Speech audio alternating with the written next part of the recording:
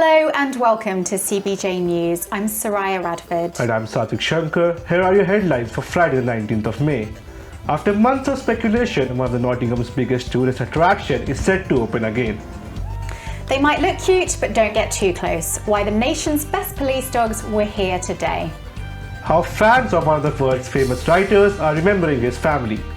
And one of Nottingham's landmarks is being immortalised in Lego.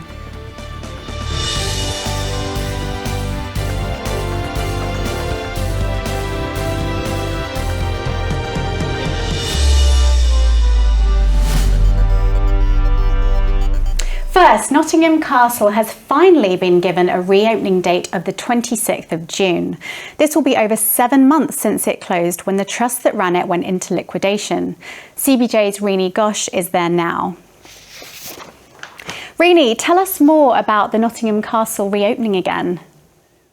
Yes, Soraya. Nottingham City Council has just made the announcement to open the doors of the castle finally after the trust that ran it entered into liquidation after spending £33 million on revamp last year in December.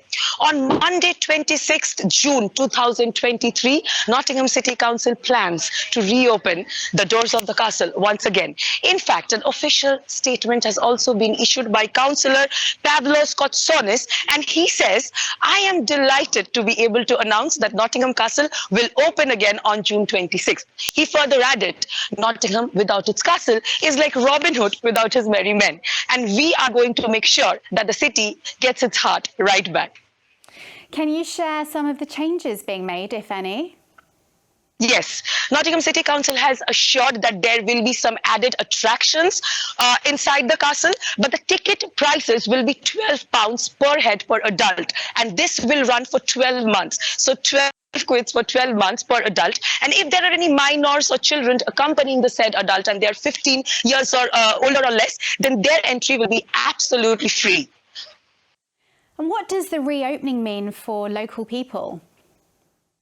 Well, according to ImpactNottingham.com, approximately 34.3% businesses were severely impacted by the sudden closure of the castle, and tourism around the castle and even in the city of Nottingham saw 45.4% of steep fall between the months of December and April. Thank you, Rini. Nottingham City Council is receiving a boost of more than £300,000 to offer employment support to people on drug and alcohol treatment. Victoria Barauna reports. Work is important because it offers people stability, a purpose, and a drive for the future. And that's what Cafe Sobar strives for. It may look like a regular cafe, but the people who work here are recovering from addiction. The cafe helps them get back into work and transform their lives. So I've seen drastic change, radical change in individuals, more importantly about their self-respect, their well-being, their engagement in the community, and also more importantly, their sense of self-worth and being re-engaged in the community that they've left behind due to addiction. Now, the government has given Nottingham City Council £320,000. It will be used to help people undergoing drug and alcohol treatment get jobs. The individuals who are being supported get to choose what kind of employment interests them, which means that the employment engagement is right across every possible sector. So that might be retail companies, it might be working in a local supermarket, it might be working in hospitality, it might be working in leisure services or in building or maintenance companies. A report published last year by the Council Substance Misuse Strategic Oversight Group revealed that 7% of Nottingham's drinking population drink on average more than 14 units of alcohol a week. In addition, it revealed that 20% of the people who consume alcohol tend to binge drink. The council hopes that by supporting people to get a job and stay in the workplace, it will keep them away from addiction. This is Victoria Barauna for CBJ News. Organisers of a music festival across Nottingham say they're doing all they can to keep people safe at gigs. But a recent study shows that sexual harassment is far too common at these events. CBJ's Isabelle Hunter reports.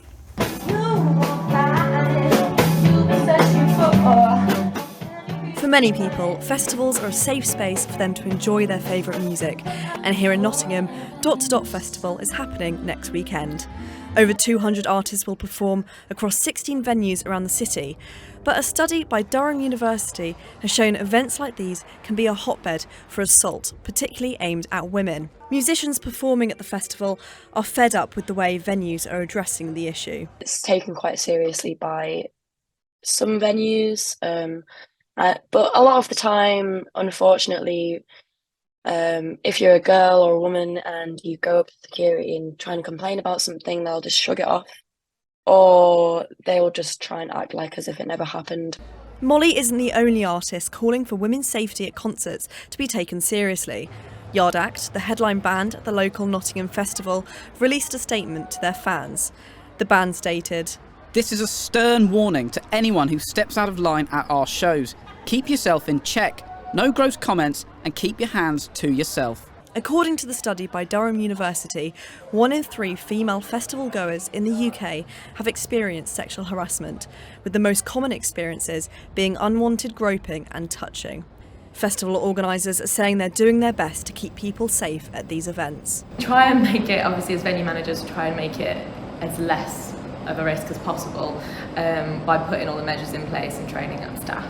Obviously there are things that happen, there are people there that you can't control their actions, but we try to keep that at minimum. Charities such as Safe Gigs for Women work with venues to reduce sexual assault in live music, focusing on training staff to deal with reports of harassment. But people are saying that more needs to be done to create safer environments.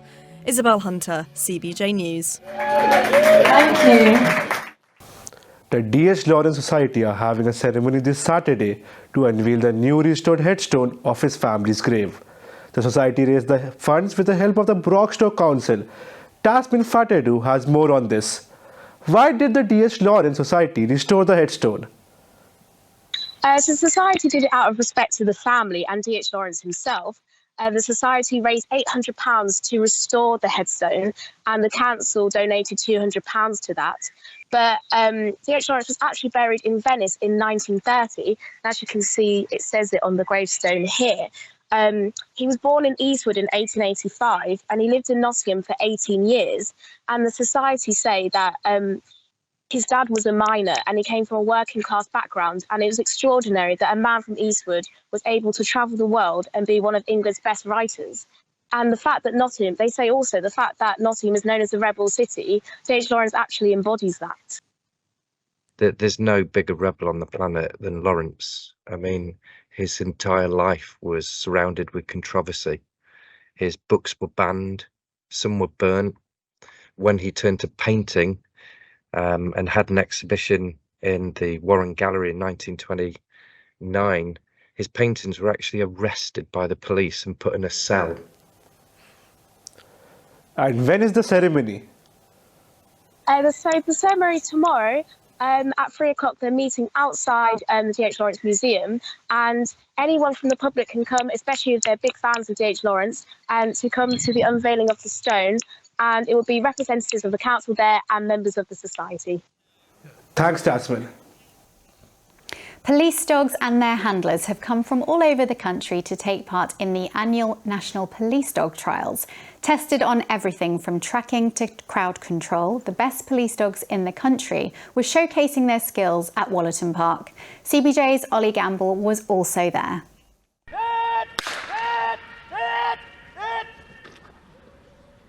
I'm here at Wallerton Park where the National Police Dog Trials 2023 are being held.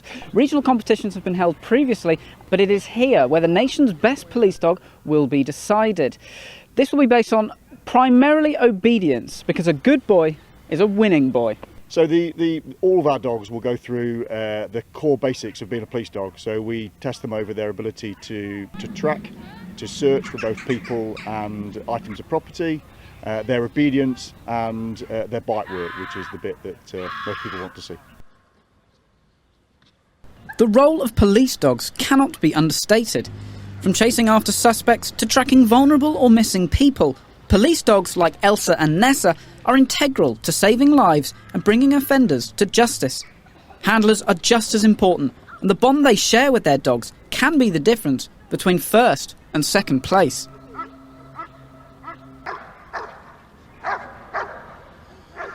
Yeah, I think she's done very, very well for such a young dog. I'm very pleased with her performance so far, so yeah, it's good. But beyond friendly competition between police forces, the event serves other purposes. It's also about sharing practices, learning new skills and community engagement. The winner will be decided at Wallace & Park's Emergency Services Day on Saturday. Oli Gamble, CBJ News. Imagine shipping a complicated Lego model of East Midlands landmark from the United States and it turned out that it had fallen to bits. That's what happened to Tyler Lawler, an American with a love for Nottingham railway station. CBJ's Belinda Bao has more. Picturing loads of the most elaborated Lego landmarks. And now we have our own, which created by Tyler Lawler, brick by brick during COVID pandemic. I hadn't built Lego in probably 20 years, so I just decided, I'll try to build the Nottingham station and just see how it goes, and it kind of spiraled on me in terms of size and scale and difficulty, but it was a fun project. A grandmother from Nottingham, so even when I decided that I wanted to go to Nottingham, the first time I went, the first thing I saw in Nottingham was the station. So I think that's always stayed with me. And he had to rebuild the lockdown labor of love after he found his creation had fallen to bits. When they got it here and they unpacked it, it was all in bits, so the chap who assembled it had to come and reassemble it. And it's amazing. Well, it must have taken a long time to build this up from little Lego bricks. He was sent to rebuild it all again with his friends while enjoying the football matches during his stay here. Had 3 friends with him who weren't expecting to help him rebuild the model. He thought he would just do it himself in a couple of hours. Because it had fallen to pieces so fundamentally, he got his friends who were also on holiday from America to come in and help him. They were really against the clock because they were only here for a few days, and also every evening they were here, they were going off to see a big football match and wanted to make sure they'd got time to go back to the hotel and go to the football match as well. With his dedication to his work, and now the model settled in his new home as part of the historical collections to its city. Belinda Bao, CBJ News, Nottingham. And now for sport. Dan Murr is with us in the studio. Thanks, guys. Nottingham Forest are preparing for the biggest game of the season so far, with their Premier League safety on the line. They face Arsenal at the City Ground in a game which could all but secure their Premier League status with a win. However, most of the businesses around the City Ground rely on the Forest match days for the majority of their income, meaning there may be a lot riding on the game for them as well. There were some concerns that if Forest were relegated, then it might affect Custom. However, not everyone thinks that the league the Reds are in will make a difference to their trade. I can't say I'll be worried about that, because still there will be games, even if they stay in Premier League. Yeah, there will be more games for them to play if they for next season. If they stay in the top, yeah, there will be more games for them to play. It's gonna be the same thing if they go back to Championship or stay in the Premier League. In cricket, Nottinghamshire are playing Essex at Trent Bridge. It's day 2. A few moments ago they were 210 for 4. Essex got 298 in their first innings. And now for weather. Viraj, how is it looking? Here in Nottingham, it is 16 degrees at the moment, and it will fall as low as 8 degrees over the night. Tomorrow morning, it will be bright and sunny, and it will continue over the weekend. So it is probably a good idea to get your lawnmowers and your grills out. Enjoy the weekend. That's all your news for today. You can keep up to date with us across social media everywhere at CBJ News. Or you can visit our website cbjnewsreports.co.uk. Bye for now.